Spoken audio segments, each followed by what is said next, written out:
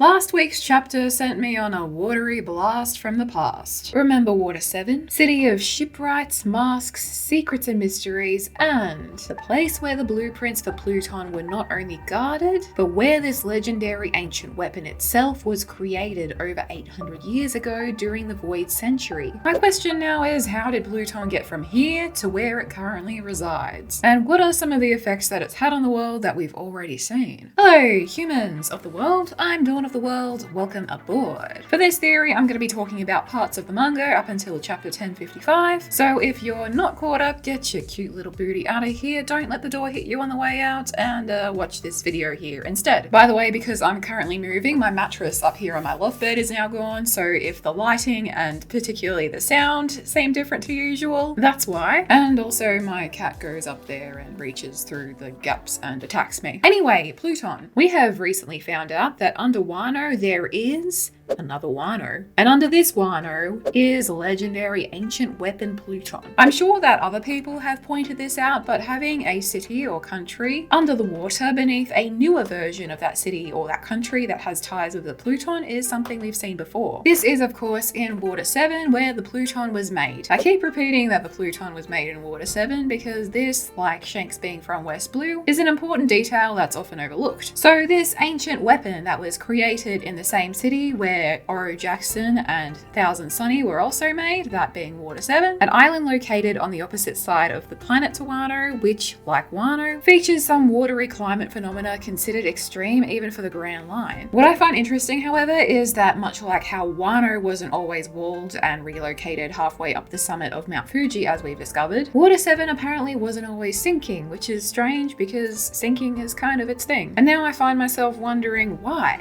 Why wasn't Water 7 always sinking? Why is the land on which this ancient weapon was built slowly sinking into the depths of the sea? Well, I think that the answer to that lies in its own question, because I'm going to suggest that the reason Aqua Laguna started happening, the reason that Water 7 is sinking, is because the Pluton was created there. Think of it as a biblical punishment of sorts. We already have an elephant who committed a crime so great they were cursed to walk the earth for eternity. So why not an island that built a weapon so cataclysmic that the land it was built upon was cursed to be suckered down into the abysmal depths? Its people forever building up and up again and again atop the cities of their forefathers as they yearn to reach the elusive sun. Though I've also seen a theory that the Aqua Laguna is the awakened abilities of some kind of water fruit user who I guess has some kind of beef with Water 7. Anyway, in the case that the Aqua Laguna is a result of Water 7's plutonic action, this would also drag Long Ring Long Land into the equation. After all, they displace water from their annual low tide, which allows the island's residents passage through the usually submerged areas, is the water that becomes Aqua Laguna. Interesting pattern of water levels impacting the landscape and where people can live going on here. This gets me thinking that if the natural phenomena occurring in Water 7 and Long Ring Long Land can be tied to the Pluton in some kind of way, are there other anomalies along the Grand Line to which Pluton could be attributed? Or heck, even any of the other ancient weapons? But this ain't about them. I mean, it's possible that the entire anomaly of the Grand Line could be connected to these ancient weapons in some way. And now for a fun thing that I've learnt about Pluton's namesake specifically. Pluto is an ex-planet as well as the Greek god of the underworld, and Pluton is currently under the world. Furthermore, a Pluton, with an N at the end, is actually a thing. Plutons are bulbous masses that commonly develop beneath strings of volcanoes associated with plate subduction. Plate subduction being specifically when an oceanic plate is channeled down into the Earth's mantle beneath a volcanic region. I mean, if I just quickly googled it, it would go to show how many hints there were that Pluton was hiding under Wano country under Mount Fuji all this time. So this makes Pluton actually a Pluton, exactly as it says on the tin. Volcanoes have reoccurred periodically throughout the series, though of course not every volcano has a Pluton beneath it. However, if we're going deep down into Wano's crust. Why the heck did I say it like that? However, if we're going deep down into Wano's crust, the possibilities of Pluton's influence on natural phenomena via volcanic activity are virtually limitless. The fact that Pluton is beneath Wano and that Wano is the country from which the indestructible stones on which the Poneglyphs are carved is likely related. And sea stone originating in Wano country is likely due to this plutonic influence as well. And what's more, as several several people have recently pointed out, the sea cloud and island cloud that make up the Sky Islands contain a substance known as pyrobloin. Pyrobloin is also a property of sea stone, suggesting that sea stone and the island and sea clouds share a point of origin, this being the land of Wano, and now more specifically possibly due to Pluton's influence. If this is the case, while Pluton is an island destroyer, like the Death Star but for islands, it is also an island creator, having given birth to many a sky island. And this would be another example of the ancient weapon being responsible for further Grand Line shenanigans. Alongside this, as outlined by Sukiyaki in chapter 1055, the walls around Wano country weren't always there and were erected at some point. Wano used to be bigger and at sea level, but once the walls went up and the rainwater had nowhere else to go, the country had to relocate further up the mountain. Oda goes out of his way to show us Sukiyaki doesn't know why this happened. I don't think it's too far-fetched to suggest that these walls going up were caused by the arrival of Pluton. These walls look to be pretty natural, and the way that Sukiyaki words it in the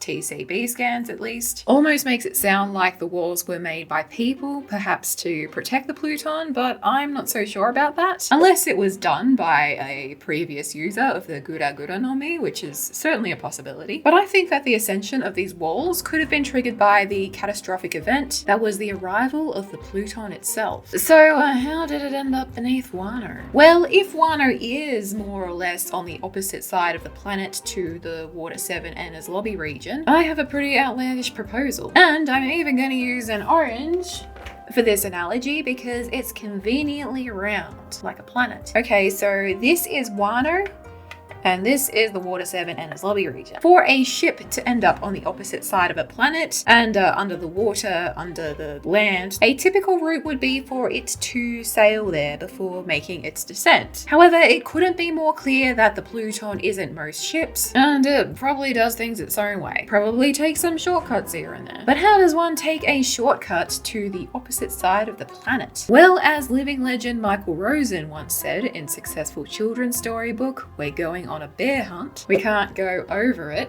we can't go under it, we have to go through it. So after being made in Water 7 and making its rounds of terrorizing people over 800 years ago, Pluton was like, alright, I've done my bit for now.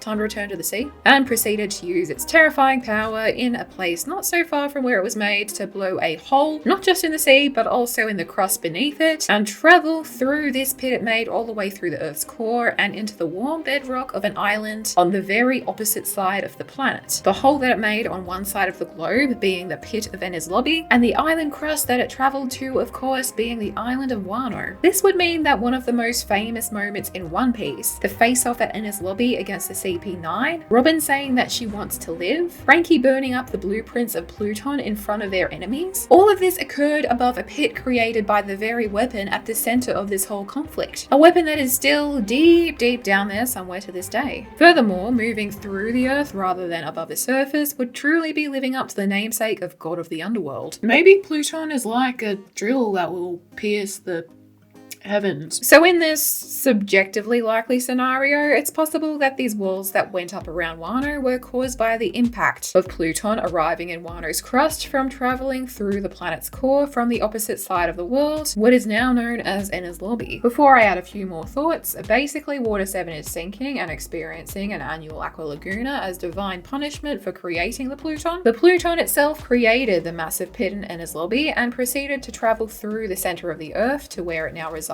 beneath Mount Fuji. The wall around Wano occurred due to the impact this created, and sea stones, sea and island clouds, and the stones on which the poneglyphs are carved are possibly byproducts of the Pluton's presence here. Reminder that this is a theory and has every chance of being false. Another quick related thoughts. The thing Big Mom was talking about when she was defeated, the part of One Piece she said was in Wano, was likely the Pluton, as was whatever drew Kaido to Wano under the insistence that it was special to begin with, which makes it so ironic that upon both of their defeats, they were thrown down deep beneath Wano into the crusts, potentially to where Pluton is. On a semi-related note, I noticed that in this particular chapter, at least the TCB scans translation, where we've always heard road poneglyph used, it was translated as load poneglyph. poneglyph. This is, of course, because of the sounds R and L being the same in Japanese. Misunderstandings and mistranslations can happen really easily. For example, we thought that laugh tail was a raft-tail for so long, because those words sound very similar with a Japanese romanization. However, seeing it spelled as lode poneglyph rather than road poneglyph made me think of Lodestar, which is said to be the actual final island on the Grand Line after Laugh Tale. I'm not sure if anybody else has made this connection in the past, or if I'm late to the party for only just realizing this now, but looking at the One Piece wiki page for Lodestar, it becomes very clear that the names are connected. After all, travelers who reach this island become aware of the poneglyphs, the civilization that created them, as well as the hidden final island of Laugh Tale. Also, a lodestar is a star used by a ship to help guide it to its destination. So a lode poneglyph is a poneglyph used by people seeking out Laugh Tale to guide them to that hidden place. I feel like this piece of information should have been kind of obvious, and it probably was to some people, but not this people. I just kind of went with road poneglyph. I mean, road to Laugh Tale, innit? Stuff can be two things, but anyway. Shanks was in chapter 1055 as well, did you notice? No wonder he was able to just